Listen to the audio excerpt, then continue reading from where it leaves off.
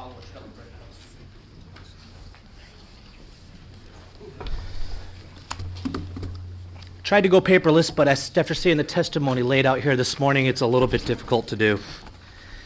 My written testimony is on SB 1094, the magazine ban as you're hearing.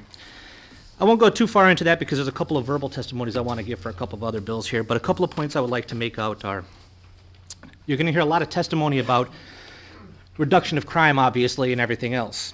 And especially the thing that I'm worried about is when I hear points to studies, because I'm running a study right now on suitability here in the state.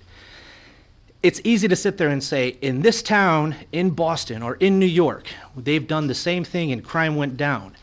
A couple of points I would like for you to keep in mind is I'm involved in both of those cities in sports activities, and it's doing a disservice to every other program that's also working to fight crime in those towns, especially increased police presence, greater number of community programs for youth that are susceptible to the influence of neighborhood crime, tougher sentencing guidelines, improved community standards, which of course in Hartford we've seen a lot of that with derelict buildings, of course, and increased firearm ownership has never been an area where it's been shown to be an increase in crime.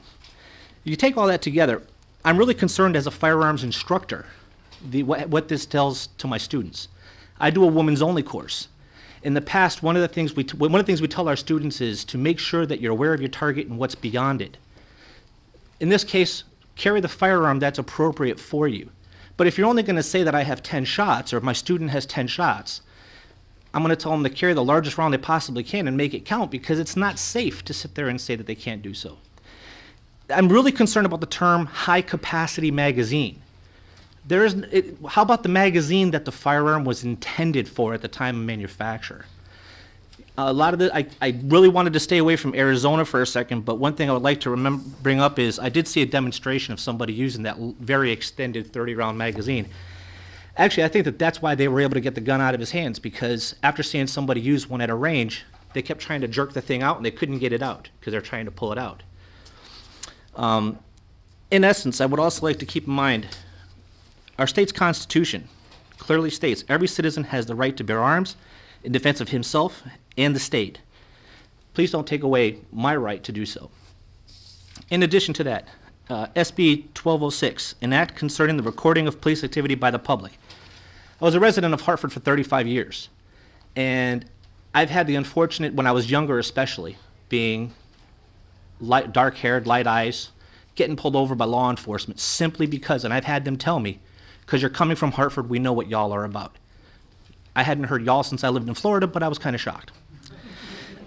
Both of those instances were in Newington and Wethersfield. And the thing that's absolutely insane is that I don't have the right to record an encounter with law enforcement, but they have that right to do that and use that as well in testimony against me. And very briefly, an act concerning the use of deadly physical force to defend the residents of a home. I think this bill doesn't go far enough. I think it should also provide protection against civil lawsuits as well.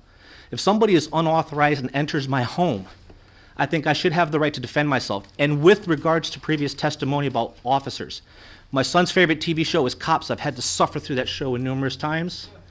But let me tell you, every time I've seen a search warrant exercised, I've seen someone police search warrant as they walk through the door. I don't think I'm going to want to start shooting on somebody exercising a search warrant in my house, and I think to say that is a safety issue, I think is pretty much a moot point. I'm available for questions. You have my contact information on my testimony, and I'd like to welcome anybody that wants to come down to the range to come join me. Try them out. Understand what it's really about. Are there questions for Mr. Hardy? Senator Kissel. Thank you very much. I appreciate your testimony. Just for everybody else who comes up, it's always helpful because you're so focused on what you want to talk about, sometimes you forget to say your name and what your hometown is. And so if you could just say where your hometown is. Middletown, Connecticut now. Okay, great. Past 5 years. And you talked about some of the bills that I have concerns with too. And again, on that one regarding ammunition that might have some legs in this building. But also, I have the concern that we're merely deeming something unlawful that heretofore is lawful.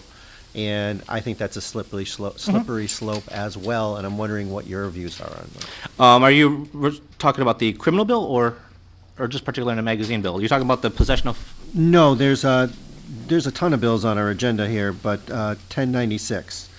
When I say ton of bills, this is sort of this is gun day. All the bills. That Well, we well, haven't actually, you know what, recommended if I may, for one thing, I find it kind of tough to sometimes testify on these because oftentimes all the firearms bills are crammed on one day, and then we only get to testify for 3 minutes on just, it's a very tough thing to do.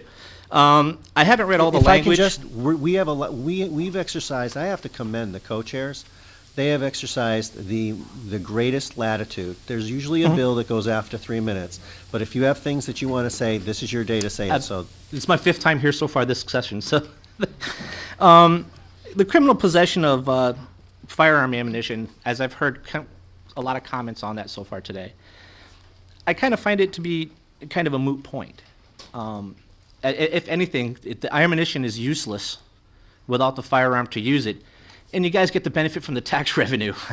I can't find any other reason to sit there and say the purchase of ammunition. Already, the only thing that I find interesting is some places when you go to purchase ammunition, will actually ask you for your permit up front and everything else, so.